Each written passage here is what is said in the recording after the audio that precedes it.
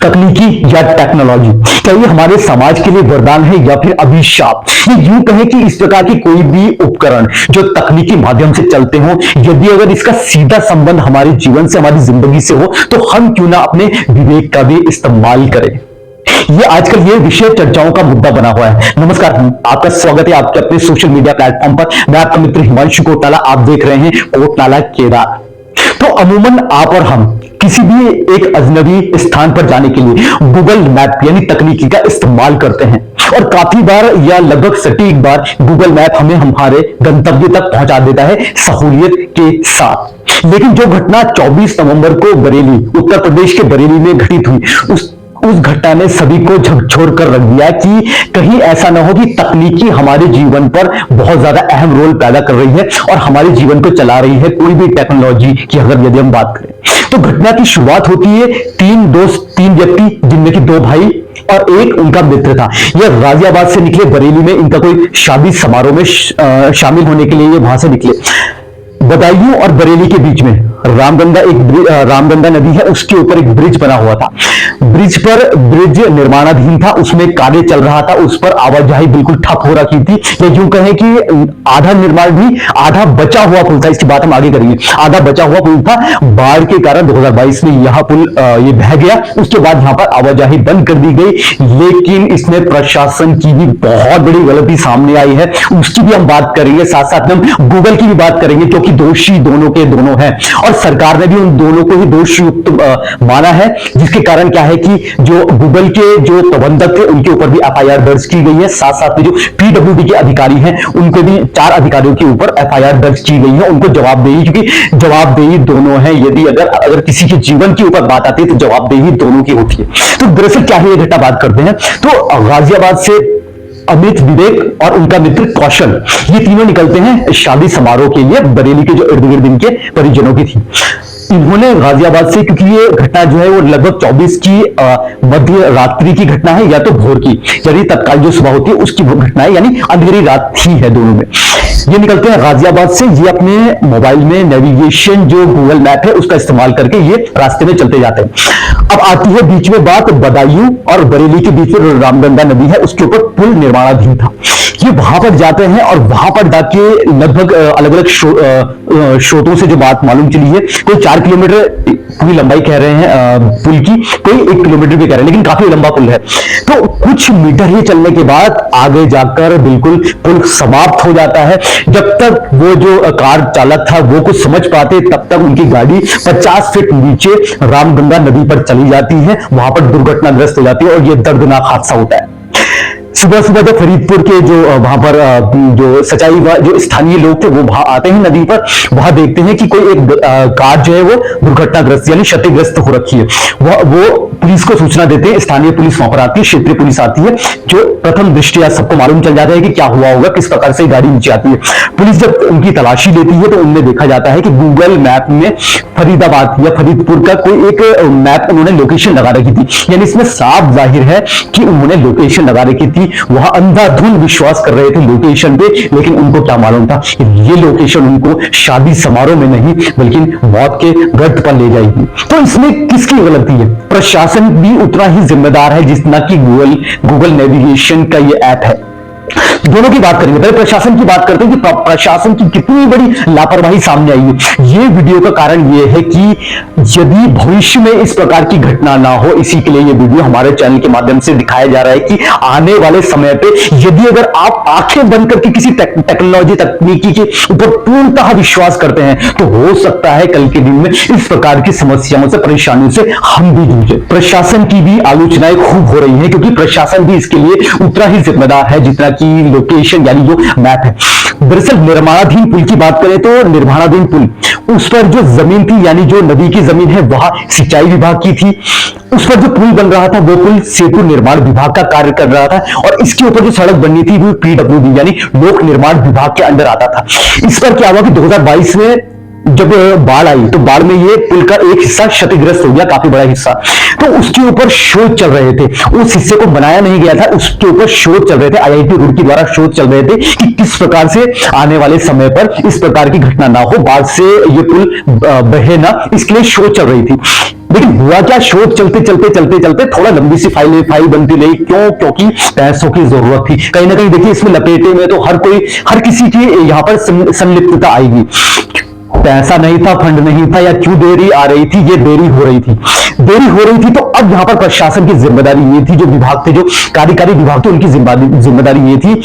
इस प्रकार की घटना में अमूमन यही तो होता है, यदि अगर किसी जगह में कोई कार्य चल रहा होता है तो आपकी जिम्मेदारी ये है, आपकी जिम्मेदारी, ये नैतिक कर्तव्य है आपका, कि आप जहां से शुरुआत हो रही है, जहां पर आपको लग रहा है कि कोई व्यक्ति किसी भी व्यक्ति के साथ दुर्घटना हो सकती है यहां पर, तो आपको वहां पर कोई बैरिकेडिंग करनी होती है या कोई संकेतांक लगाने पड़ते हैं, जो लाल झंडे इस प्रकार के कोई भी होते हैं। यानी चेतावनी बोर्ड आपने नहीं लगाया था, आपने खुली उनको एक अवसर दे दिया कि आप आओ और इस प्रकार से गिर जाओ। यही तो हुआ। यदि अगर आप वहां बैरिकेडिंग लगा के रखते, यदि अगर वहां कोई आपको एक चेतावनी बोर्ड लगा के देते, तो हो सकता था शायद वो चालक को दिख जाता आगे और वो अपनी गाड़ी रोक लेते। आपने नहीं किया। बहुत बार ऐसी और घटनाएं और दूसरे स्थानों पर भी होती है। जो मानव होल होते हैं, मानव निर्मित जो गड्ढे होते हैं, सिविल लाइनें होती हैं, उन पर अमूमन बच्चों के गिर जाने की आपने बहुत बार खबरें सुनी होगी।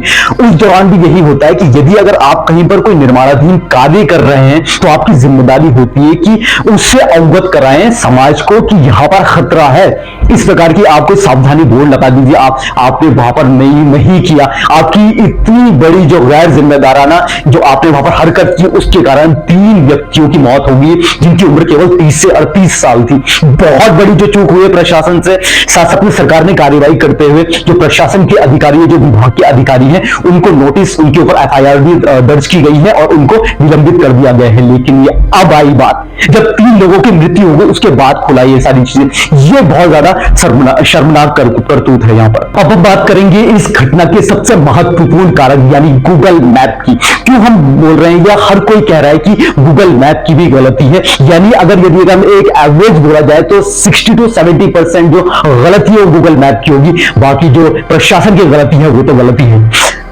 दरअसल जब गाड़ी नीचे गिरी उसके बाद जब स्थानीय पुलिस वहां पर पहुंचती है तो पुलिस ये देखती है, पुलिस की पड़ताल में ये जाहिर हो जाता है कि फर्रुखाबाद की लोकेशन मोबाइल पर लगी हुई थी। तीनों व्यक्ति जो गिरे उनकी जेब से। साथ में जब पड़ताल होती है तो जो उनकी करीबी जन थे, यानी जिनसे उनकी लगातार फोन पर बात हो रही थी दुर्घटना से पहले, तो वो भी यही कह रहे थे कि इनका कहना यह था कि इन्होंने गूगल मैप वहां पर ओपन किया हुआ था, ये गूगल मैप के सहारे ही अपने गंतव्य स्थान तक पहुंच जाएंगे। अब देखिए सबसे मेन चीज बात आती है यहां पर कि गूगल मैप, वो इस प्रकार के कोई भी प्लेयर हैं, ये केवल सर्विस प्रोवाइडर्स होते हैं।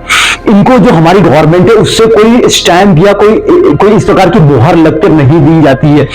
ये केवल सर्विस प्रोवाइडर होते हैं। ये केवल अपने ऐप के माध्यम से जन सेवा करते हैं, सहूलियत पहुंचाते हैं। लेकिन इनकी सटीकता यानी इनकी एक्यूरेसी, गवर्नमेंट की कोई स्टैंप नहीं लगी रहती है कि अगर गूगल ने कहा है तो सही होगा, ऐसा कहीं नहीं है। केवल इनके लिए आईटी एक्ट बनता है जिसमें इनको ये हिदायत दी जाती है कि आईटी एक्ट जिसे 2021 भी था कि आप अपने आप को अपडेट ऑडिट करते रहें। आपकी जिम्मेदारी, नैतिक जिम्मेदारी बनती है। केवल कुछ इनको वो हिदायत दी जाती है। गवर्नमेंट ने कभी, ये गवर्नमेंट के स्टैम्प नहीं है इसमें कि अगर गूगल मैप ने कोई जानकारी दी है या इस प्रकार की कोई भी सोशल साइट ने दी है तो ऑथेंटिकेटेड होगा। पहले तो आप ये सोच के रखिए हमेशा। यानी ये केवल सहूलियत प्रदान करता है, सटीकता के कोई प्रमाण नहीं होते इनके। इनको केवल गवर्नमेंट के द्वारा ये कहा जाता है कि आप ऑडिट करते रहिए, आप अपग्रेड करते रहिए और वहां पर आप इसकी इंफॉर्मेशन हमें देते रहिए कि आप जो इसमें साक्ष्य पेश कर रहे हैं वो बिल्कुल सटीक है भी कि नहीं, कहीं आपने अनएक्यूरेसी क्या कुछ वो कर दिया। पहली चीज केवल ये होता है। अब यदि हम दूसरी बात करें कि गूगल मैप की, गूगल मैप किस प्रकार से काम करता है। देखिए ये तो तकनीकी विशेषज्ञ बात करेंगे जो डाटा एनालाइज करेंगे बात, लेकिन देखिए अगर मोटा मोटी तौर पर बात करें, यदि अगर मैं ड्राइविंग कर रहा हूं, गाड़ी चला रहा हूं, मैंने मैप ऑन किया है, गूगल मैप या XYZ, उसके बाद क्या होगा, गूगल मैप रास्ते को ट्रैक नहीं करता है या गाड़ी की स्पीड को ट्रैक नहीं करेगा। गूगल मैप डिवाइस से डिवाइस चलती है। यानी जो मैंने अपने इस मोबाइल में गूगल मैप का ऑन किया, मेरे मोबाइल के अंदर जो डिवाइस है वो लोकेट करेगी, क्योंकि नेविगेशन चल रहा है, जो इर्द गिर्द की गाड़ियां होंगी, आसपास की गाड़ियां होंगी, वहां के जो वहां का डाटा उठाएगी वो। यानी ये डिवाइस उस पर काम करेगी, उसकी डिवाइस उस पर, और इस प्रकार का जाल बन जाता है। जब जाल बन जाता है तो गूगल क्या करता है, एक डाटा प्रोवाइड करता है हमें कि हमारी गाड़ी इतनी स्पीड पर चल रही है, आने वाले समय पर ऐसा हो सकता है, आगे जाम लगा हुआ है, इतनी रोड है, इधर से आदि। तो डिवाइस का खेल होता है सारा। देखिए एक शोध भी हुआ है, इसके ऊपर एक शोध हुआ है। शोध में क्या कहा जाता है कि एक बार एक शोध में क्या हुआ कि 50-60 मोबाइलों को एक बास्केट के अंदर रख दिया गया लोकेशन ऑन करके, और वो इस प्रकार से रखा गया कि वो पूरे एक लाइन लाइन लाइन लाइन इस प्रकार से बन जाए, लाइन लाइन। जब इसको ऑन किया ना तो डाटा ने कुछ दिखाया ही नहीं, डाटा अनसर्वेबल चला गया, यानी डाटा ने अपना वो उड़ा दिया गूगल मैप ने। तो ये इस प्रकार के, यानी अगर बहुत ज्यादा कॉम्प्लिकेटेड डिवाइस हो जाए तो वहां पर गूगल मैप भी इतना ज्यादा कारगर साबित नहीं होता, ये शोध हो चुका है। खैर इसके बारे में तो आप यूट्यूब में और वीडियोस देख लीजिएगा, क्योंकि ये आईटी साइबर जो एक्सपर्ट होते हैं उनके माध्यम से ये थोड़ी जानकारी जो हमने पेश की है, बाकी की जानकारी तो वही सटीक तरीके से दे सकते हैं कि किस प्रकार से ये काम करता है। तो इस प्रकार से है। साथ में अभी अमेरिका में मैं कल का ही एक अखबार हम लोग देख रहे थे, उसमें एक जो शोध करता है, कश्मीरी कुछ नाम से है उनका, उन्होंने आर्टिफिशियल इंटेलिजेंस, जो आजकल एआई बहुत ज्यादा चल रहा है, यानी जो कृत्रिम बुद्धिमत्ता है, आर्टिफिशियल इंटेलिजेंस यानी कृत्रिम बुद्धिमत्ता, उसके ऊपर भी शोध किया। उन्होंने क्या किया, उन्होंने अपने दैनिक जीवन के जो काम काज होते हैं उसमें उसकी मदद ली आर्टिफिशियल इंटेलिजेंस की। वो सटीकता से सारे काम उन्होंने किए, सहूलियत मिली, सब कुछ बहुत आसानी से काम हुए। लेकिन जब बात आई इमोशनल की, भावनाओं की, वहां पर आर्टिफिशियल इंटेलिजेंस मार खा गए। यानी उन्होंने एक पत्र लिखने के लिए आर्टिफिशियल इंटेलिजेंस के जो तकनीकी थी उसको दिया कि मुझे अपनी मम्मी को ये इस प्रकार का लेटर लिखना है भावनात्मक।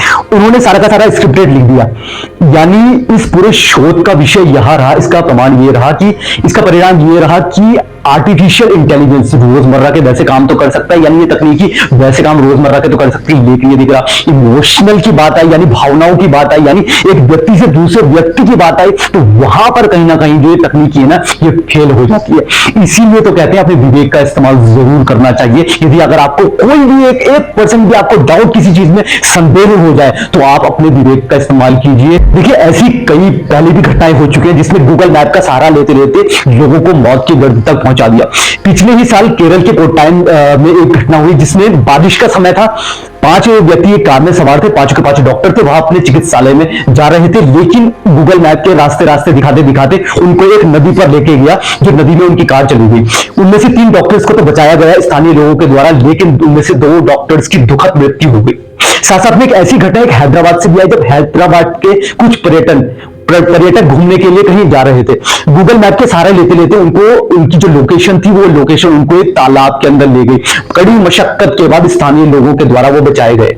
एक यदि अगर हम देश में अलावा विदेश की भी बात करें तो एक नॉर्थ कैरोलिना में एक घटना हुई जिसमें एक व्यक्ति कार चला रहे थे, कार चलाते चलाते उन्होंने अपने गूगल मैप के सहारे में उनको एक इसी प्रकार के निर्माणाधीन पुल तक लेके गई और वहां पर उनकी गाड़ी दुर्घटनाग्रस्त हो गई, जिसमें उनकी मौके पर ही मौत हो गई। उनके परिजनों ने वहां पर जो गूगल के प्रबंधक थे, गूगल के जो मैनेजमेंट थे, उनके ऊपर केस भी दर्ज किया है। तो इस प्रकार से बहुत सी घटनाएं, एक बार आपने भी सुना होगा, वो कहां कहीं बाहर है, वो में याद नहीं आ रहा कौन से देश का है, जिसमें कुछ जो घूमने के लिए जा रहे थे, कुछ मित्र अपने साथ साथ, उनको गूगल ने शॉर्टकट रास्ता दिखाया, शॉर्टकट चलते चलते वहां एक ऐसी स्थान पर पहुंच गए जहां पर बहुत ज्यादा बर्फबारी हो रही थी। बर्फ पड़ते पड़ते पड़ते उनके पूरा शरीर अकड़ गया और वहां पर मदद भी उनको नहीं मिल पाई। बहुत मुश्किल के बाद उनको बचाया गया। इस प्रकार की बहुत सी घटनाएं पहले भी हो चुकी है, लेकिन अब देखिए गूगल का यहां पर, खैर ये तकनीक है और हम इससे सहमत हैं कि तकनीक ने हमें बहुत कुछ दिया है। हम आधुनिक काल में जी रहे हैं और हम एक भी व्यक्ति, इस समय हम लोग जो बात कर रही है, हम मेरा जो ये ईयरफोन है, साथ साथ में मेरा मोबाइल है, सारा का सारा तकनीकी है, सारा का सारा टेक्नोलॉजी। लेकिन यदि अगर कोई संस्था इस प्रकार के उपकरणों को बना रही है, निर्मित कर रही है, तो उनकी परम जिम्मेदारी भी बनती है कि हमारे उपकरणों से फायदा तो हो लोगों का, लेकिन साथ साथ में उनके जीवन से खेल ना हो पाए। और यदि अगर इस प्रकार के कोई ऐप है तो आप उसको अपग्रेड कीजिए ना, आप उसको अपडेट कीजिए। इसमें बहुत कुछ कर सकते हैं। देखिए करने के लिए बहुत कुछ है। अभी तक आप कह रहे होंगे कि हमने समस्याएं सुनी और समाधान सुनी। देखिए पहला तो समाधान ये निकल के आ सकता है कि जो हमारा जो देश का ऐप है हम उसका इस्तेमाल करें। जैसे जो अभी हमारा हाल फिलहाल 2011 में जो हमारा माई इंडिया मैप या मैपल जिसकी शुरुआत हुई थी, अब काफी सारे अपडेट उसमें आ गए। तो हम क्यों ना बाहर की टेक्नोलॉजी का इस्तेमाल क्यों करें जब हमारे हिंदुस्तान में खुद एक बहुत अच्छी तकनीकी का ऐप विकसित हो गया। अब देखिए आप कह रहे होंगे ये भी तो तकनीकी है, लेकिन देखिए इसमें उसमें फर्क है। गूगल ग्लोबली तौर पर है, लेकिन जो हमारा इंडिया का मैप बना होगा उसमें ये सारी तकनीकी होगी। क्योंकि परेशानी सबसे ज्यादा हाईवे पर परेशानी नहीं आती, परेशानी आती है जो वैसे एरिया होते हैं, देहात के क्षेत्र होते हैं या पहाड़ी इलाके होते हैं, वहां पर परेशानी आती है जहां पर उनका सर्वर प्रॉपर नहीं पहुंच पाता। तो हमारी जो इंडिया में ऐप है हम उसका इस्तेमाल करेंगे तो वो इस प्रकार से विकसित है, वो इस प्रकार से अपग्रेड होता रहता है कि वो पहाड़ों में भी जाकर जितना हो सके प्रॉपर इंफॉर्मेशन, प्रॉपर साक्ष्य यहां पर हमें देने की कोशिश करें। तो ये होता है। तो क्यों ना जब हम बाहर का इस्तेमाल करें तो अपने देश का क्यों नाम इस्तेमाल करें, सबसे पहली चीज तो ये।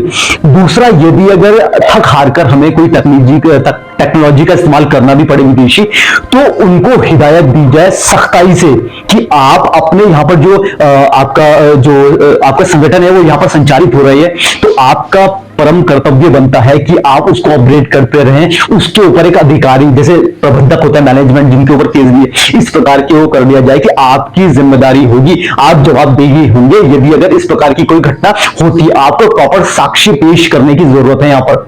तो इस प्रकार से हम लोग कर सकते हैं कि या तो अपना इस्तेमाल करें या तो अगर दूसरे का भी करेंगे, तो टेक्नोलॉजी में अपग्रेडेशन बहुत जरूरी है। तीसरी चीज जो हमारी जो टीम ने सोचा है कि यदि अगर इस प्रकार की सख्त हिदायत दी जाए गूगल को या इस प्रकार के कोई भी ऐप को कि यदि अगर आप सामर्थ्य नहीं है किसी जानकारी को एक आम श्रोताओं को पहुंचाने के लिए, तो आप इस प्रकार से उसमें अपग्रेड कीजिए कि उसमें कुछ ऐसा आ जाए, रेड लाइन आ जाए, इस प्रकार के कोई चेतावनी बोर्ड आ जाए कि बस हम लोग यहां तक ही आपकी मदद कर सकते हैं, इसके आगे कुछ डिस्टेंस तक हम आपको इस प्रकार का कुछ आ जाए कि ब्लैंक हो जाए या कुछ वहां पर चेतावनी बोर्ड आ जाए, ताकि कोई भी व्यक्ति हो आपके भरोसे नहीं चलेगा। वो स्थानीय लोगों से अपने विवेक का इस्तेमाल करके, उसको मालूम होगा ना कि यहाँ के बाद जो ऐप है ये प्रॉपर तरीके से हमें जानकारी प्राप्त नहीं करा पाएगा, यानी हो सकता है इसके साक्षी जो हैं वो झूठे या गलत हो सकते हैं या एक्यूरेसी में थोड़ा कमजोर हो सकते हैं। वहां पर देखिए ना, ये जरूरत नहीं है कि हमें हर जगह ही हम अच्छे बने रहे, यानी हमें सब कुछ आता है, ऐसा तो हो ही नहीं सकता। ना इंसान के लिए मुमकिन है और ना ये टेक्नोलॉजी के लिए मुमकिन है कि हमें सब कुछ आता है। भैया जहां पर कुछ चीज नहीं आती है ना, वहां पर हाथ जोड़ के बोलना भी पड़ता है कि भाई मुझे ये नहीं आता है। सारी चीजें सबको मालूम नहीं होती है, तो आपको कुछ ऐसा विकसित करना चाहिए, ऐसे अपग्रेड कीजिए ना कि यदि आपको लग रहा है कि मैं ये इंफॉर्मेशन देने में सक्षम नहीं हूं उतनी तरीके से, तो आप उसमें कुछ ऐसा नोटिस लगा दीजिए ना कि मैं आपकी मदद यहीं तक कर सकते थे हम लोग, आगे आपको मदद जहां तक हम प्रॉपर तरीके से उसको तकनीकी रूप से ठीक नहीं कर सकते, वहां तक आप अपने विवेक का इस्तेमाल कीजिए, खुद जाइए। ये आपने सबसे बड़ी गलती की है। आप अपग्रेड नहीं होते, दुनिया भर अपग्रेड, मोबाइल अपग्रेड हो जाता है, हर कोई अपग्रेड होता है, लेकिन आप वहीं के वहीं रह गए। इसके कारण क्या हुआ, 3 लोगों की मौत हो गई, 3 व्यक्तियों की मौत का बात नहीं, बात यह है कि इस प्रकार की बहुत सारी घटनाएं होती हैं। लेकिन अभी सबक लेने वाला समय आता है कि क्यों ना आप इस प्रकार की चीज करते हैं। आखिर में बात करें कि देखिए सारी चीजें अपनी जगह में ठीक है, टेक्नोलॉजी का इस्तेमाल हम इतने समय से करते आ रहे हैं और हमारे ये अकेले वीडियो बनाने में ऐसा नहीं कि तकनीकी हट जाएगी। बहुत से लोग तो एक कटाक्ष भी लगाएंगे कि ये इस प्रकार से कुछ भी बोलना शुरू कर देते हैं, इन्हें एक मुद्दा मिल जाता है। लेकिन दोस्तों देखिए, हमारी जिंदगी हमारी खुद की देन है। यदि अगर हमारी मौजूदगी नहीं है ना संसार में, यदि अगर हम यहाँ पर मौजूदगी हमारी दर्ज नहीं है ना, हमारे लिए कोई भी तकनीकी किसी भी प्रकार का कोई विकास कोई मुद्दा ही नहीं है। हमारा पहले जीवन है, उसके बाद ही ये सारी चीजें, हमारी जीवन ही नहीं रहेगा। यदि मैं ही नहीं हूं तो बाकी कुछ भी होता रहे, मुझे क्या फर्क पड़ रहा है। तो ये चीज होती है, अपना जीवन आपके हाथ में है। इस प्रकार की कोई भी तकनीक का इस्तेमाल करने से पहले अपना विवेक की जानकारी जरूर लें।